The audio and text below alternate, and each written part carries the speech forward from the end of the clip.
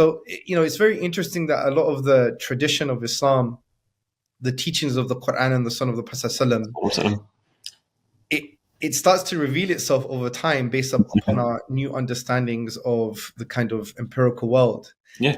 And, human beings, we just have the pixel, really. And Allah has the picture. And we're just adding those pixels together to start to get that picture. Yeah. It's very interesting what you said about the gut and the heart and the mind itself.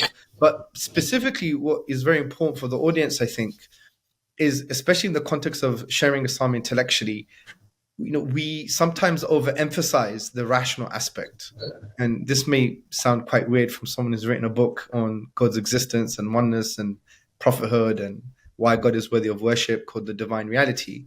And it's heavily based on reason. Mm-hmm. But I do allude to this issue in the book that, look, we have an innate disposition, the fitrah, but also we have to understand that in the dawah itself, calling people to Islam, showing the veracity of Islam, we over-focus on the rational aspects. Mm-hmm. And I'm not saying we shouldn't, but we should add to it, because when we just focus on the rational aspects, what are we doing?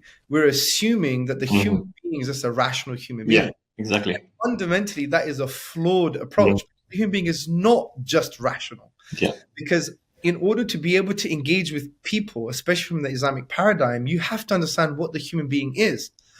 And you're not going to go to Western psychology for that. You're going to go to Islam, because Allah created the human being. Allah is Al-Khaliq. He is the creator. He's Al-Khallaq. He's the perpetually creating. He created us and he knows us better than we know ourselves.